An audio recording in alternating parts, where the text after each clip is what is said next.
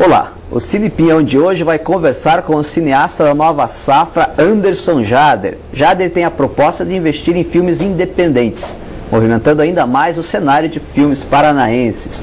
Tudo bem, Jader? Tudo bom, Guto. Obrigado pela sua presença aqui no nosso Cine Pinhão. Obrigado a vocês. Jader, você acabou de lançar um filme novo, né? Isso. O Valsa, que a gente vai ver hoje aqui no Cine Pinhão. A gente queria conhecer um pouco mais do seu histórico enquanto cineasta, queria que você falasse um pouco da sua filmografia. Certo.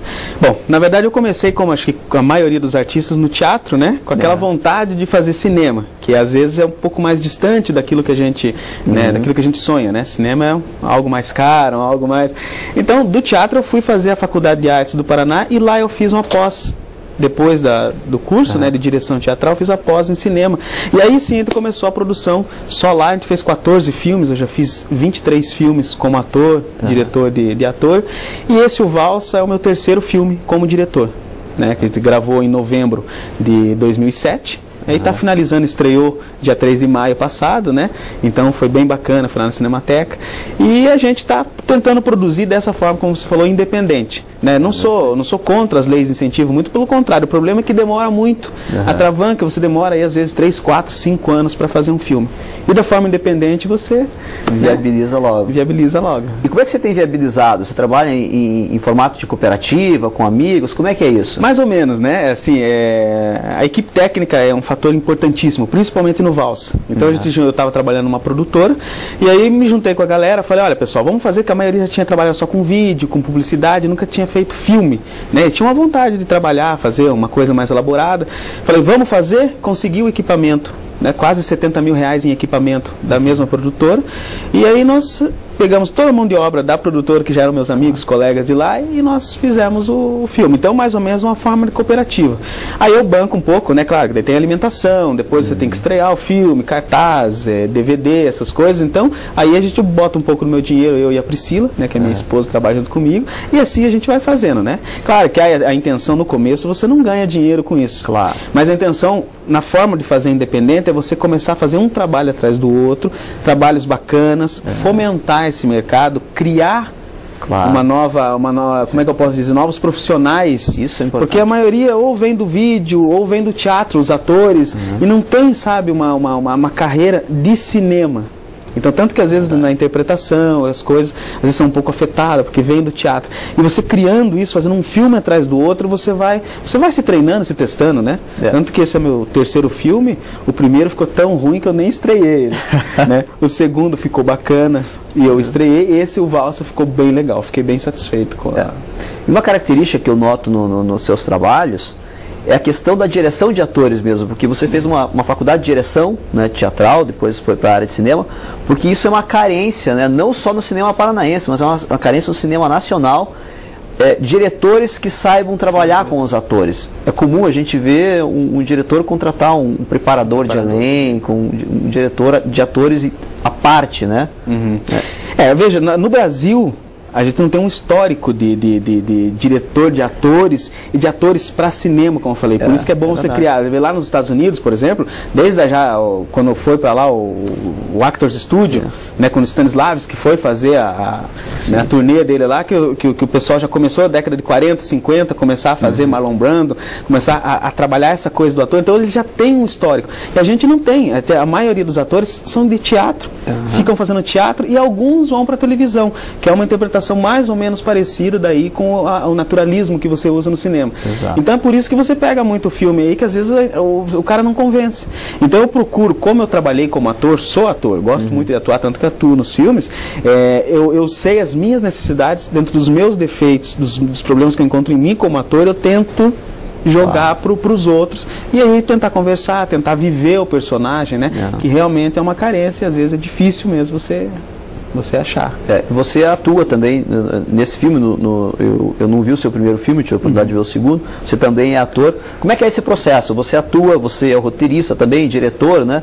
Como é que é esse processo, se envolver em tudo, né? Controlar tudo isso aí. Na verdade isso é uma coisa que eu trouxe lá do teatro independente, porque assim, às vezes você tem uns papéis bacanas, você tem umas peças que você quer fazer Shakespeare, Sartre, e você depende de um produtor que vai fazer a peça, que contrata um diretor que te escale. Então, como eu queria fazer isso, eu procurei, não vou depender disso. Eu comprava os direitos, atuava e dirigia. E você vai, claro, no começo isso começa a te pesa. Depois, hoje, não vou dizer assim, tenho pleno domínio, mas você se acostuma. Aí o controle de tudo. Você precisa que a coisa ande, que o troço saia bem feito. Por exemplo, nós filmamos lá no presídio do AU. Então você tem horário, você tem uma equipe de 70 pessoas para coordenar, alimentação e tudo. Se você deixa na mão de outras pessoas, às vezes você não está pagando, você está em forma de cooperativa, nem sempre sai aquilo que você queria. Então, tendo o controle, eu e a Priscila, aí fica mais fácil e você acaba se acostumando. Né? Eu sinto falta, esses dias eu estava conversando com outro diretor, um amigo meu, eu gostaria muito de ser dirigido como ator. Porque você está ali, a hora que você está ali, por exemplo, no Valsa, eu tô atuando com mais 2 atores, então eu estou atuando, observando a atuação deles, para daí comentar depois, para falar, vamos fazer diferente, a minha, para eu poder me corrigir, e ainda se está saindo tudo certo. Claro. Se o enquadramento não é fácil, entende? Mas aí você vai criando uma cancha, né? Vai fazendo um, vai fazendo outro, e a necessidade faz com que se eu pudesse só atuar, né? Só dirigir eu não me vejo, porque eu gosto de atuar. Mas se eu pudesse só atuar de vez em quando, assim, ter um diretor para trabalhar com ator, seria bacana. Mas às vezes a necessidade, cinema independente, não permite que você faça isso, né?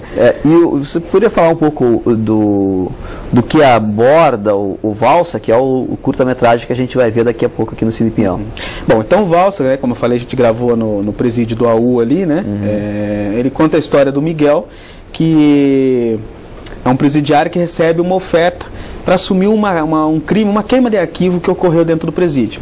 Então o cara ele já está ali preso, ele, né, já é assassino, já vai ficar um tempo preso. Para ele mais uma morte não faz diferença, né? Ainda vai ganhar uma graninha e tal. Ele começa a pensar no assunto.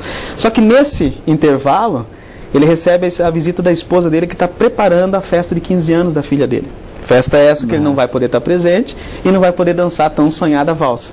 Isso faz com que o cara comece a pensar, né? O que ele fez? Ele tem um filho que não fala com ele, porque ele a vida inteira foi violento, né? Então ele começa a pensar nisso. E agora? Será que eu aceito essa proposta? Dou mais essa vergonha para minha família, ou não aceito, não danço a valsa, mas também, sabe, ele começa a entrar em conflito. E aí, o final, né, claro, vocês vão ver depois que você passar o filme. E aí, no filme anterior também você tratou de questões relacionadas ao mesmo tema, né, porque isso é uma opção...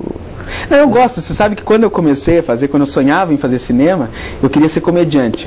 Jerry Lewis, Charles Chaplin, faço muita comédia, faço muito cinema trash. Eu acho muito filme, comédia trash, acho muito bacana, acho muito legal. Mas aí no teatro eu comecei a enveredar pro drama. E assim, a maioria das pessoas tendem a fazer comédia porque a comédia é mais rentável, né? Você ganha mais com a comédia. Só que você fazer um drama bem feito, você prende atenção. Tanto no teatro, quando eu fazia Sartre, Shakespeare, como no cinema, se você souber fazer um drama bem feito, prende atenção. E você consegue o mesmo público da comédia para o drama. Então, assim, eu gosto de tratar histórias, coisas assim do dia a dia. Tem algumas coisas que eu retrato que aconteceram, por exemplo, comigo, com a minha família. Então, eu gosto de colocar. Eu brinco assim, que algumas pessoas ficam traumatizadas com coisas que aconteceram, ficam revoltadas, e eu canalizo no cinema. A gente coloca coisas que a gente vivenciou dentro ali daquela situação e tratar coisas do cotidiano, né? Os pequenos dramas que a gente tem, né? E você, como um expoente da nova safra aí do cinema paranaense, como é que você vê as perspectivas de mercado nossas, aqui internas, no Paraná e nacionalmente falando?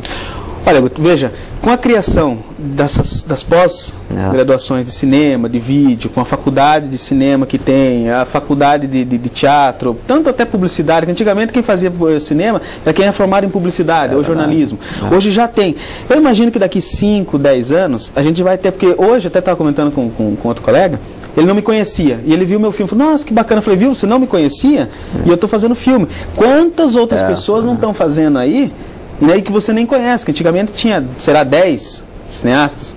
Hoje já tem um monte, você não conhece, o quanto vai formando, isso é bom. Claro. Eu acho assim que que a gente deveria investir muito mais no independente, para poder fazer um filme atrás do outro. O meu sonho é assim, Guto, você chegar para mim com um roteiro, eu leio e fazer que nem lá nos Estados Unidos. Bacana? quanto que precisa, dá o dinheiro para você, você vai lá, faz, dá retorno para mim, eu financio outros filmes, esse é o meu objetivo. Então eu acho assim, quanto mais gente se formar, quanto mais gente investir, meter a cara, fazendo com lei, fazendo independente, aí a coisa vai funcionar. Beleza. Jade, a gente agradece muito a sua presença aqui, no nosso Cine Pinhão, e a gente vai ver agora o curta-metragem Valsa, do Anderson Jader. E a gente se vê na próxima semana com outro filme paranaense aqui. Até mais.